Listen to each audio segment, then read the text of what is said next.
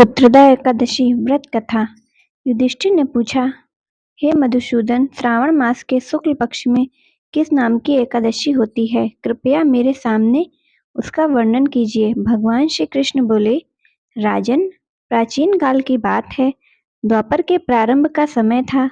महिष्मतीपुर में राजा महिजीत अपने राज्य का पालन करते थे, किंतु उन्हें कोई पुत्र नहीं था, इसलिए वह राज्य उन्हें सुखदायक नहीं प्रतीत होता था। अपनी अवस्था अधिक देख राजा को बड़ी चिंता हुई और उन्होंने प्रजा वर्ग में बैठकर इस प्रकार कहा, प्रजाजनों, इस जन्म में मुझसे कोई पातक नहीं हुआ है।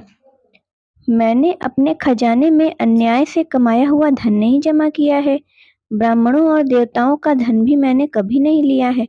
पुत्रवत प्रजा का पालन किया है। धर्म से पृथ्वी पर अधिकार जमाया है। दुष्टों को चाहे वे बंधु और पुत्रों के समान ही क्यों न रहे हों, दंड दिया है। शिष्ट पुरुषों का सदा सम्मान किया है और किसी को द्वेष का पात्र नहीं समझा है। फिर क्या कारण है जो मेरे घर में आज तक पुत्र उत्पन्न नहीं हुआ? आप लोग इसका विचार करें। राजा के ये वचन सुनकर प्रजा और पुरोहितों के साथ ब्राह्मणों ने उनके हित का विचार करके गहन वन में प्रवेश किया। राजा का कल्याण चाहने वाले वे सभी इधर उधर घूमकर ऋषि सेवित आश्रम की तलाश करने लगे। इतने में उन्हें मुनि श्रेष्ठ लोमश जी के दर्शन हुए। लोमश जी धर्म के तत्वज्ञ, संपूर्ण शास्त्रों से विशिष्ट विद्वान, दीर्घायु और महात्मा है।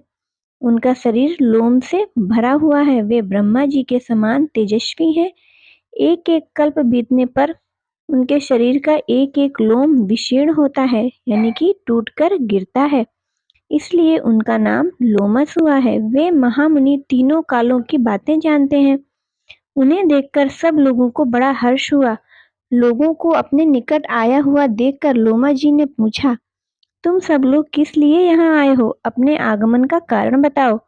तुम लोगों के लिए जो हितकर कार्य होगा मैं उसे अवश्य करूँगा।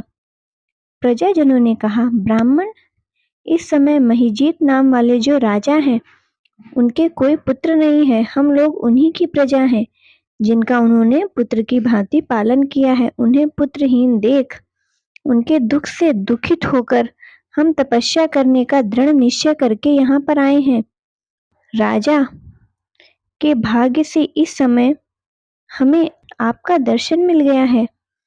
महापुरुषों के दर्शन से ही मनुष्य के सब कार्य सिद्ध हो जाते हैं। अब हमें भी उसका उपाय बताएं या कोई उपदेश दीजिए जिससे राजा को पुत्र की प्राप्ति हो।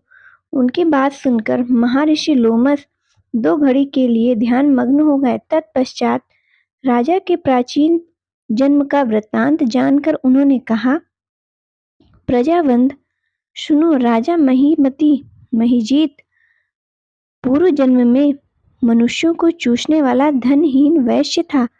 वह वैश्य गांव-गांव घूमकर व्यापार करता था। एक दिन ज्येष्ठ के शुक्ल पक्ष में 10वीं तिथि को जब दोपहर का सूर्य तप रहा था, वह किसी गांव की सीमा में एक जलाशय पर पहुंचा।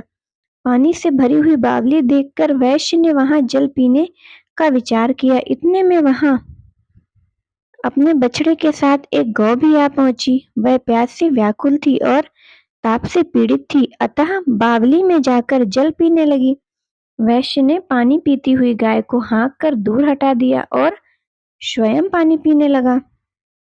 उसी पाप कर्म के कारण राजा इस समय पुत्रहीन हुए हैं। किसी जन्म के पुण्य से उन्हें निष्कंटक राज्य की प्राप्ति तो हुई है। प्रजाजनों ने कहा, हे मुनि, पुराणों में उल्लेख है कि प्रायश्चित रूपी पुण्य से पाप नष्ट हो जाते हैं।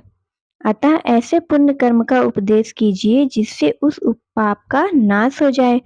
लोमस जी बोले, प्रजाजनों, श्रावण मास के शुक्ल पक्ष में जो एकादशी होती है वह पुत्रदा नाम से विख्यात है। वह मनोवांछित फल प्रदान करने वाली है। तुम लोग उसी का व्रत करो। यह सुनकर प्रजाजनों ने मुनि को नमस्कार किया और नगर में आकर विधि पूर्वक पुत्रदा एकादशी के व्रत का अनुष्ठान किया। उन्होंने विधि पूर्वक जागरण भी किया और उसका निर्मल पुण्य राजा को अर्पण कर दिया। तत्पश्चात रानी ने गर्भ धारण किया और प्रसव का समय आने पर बलवान पुत्र को जन्म दिया। इस महात्म को सुनकर मनुष्य पापों से मुक्त हो जाता है तथा इहलोक में सुख पाकर परलोक में स्वर्गीय गति को प्राप्त होता है।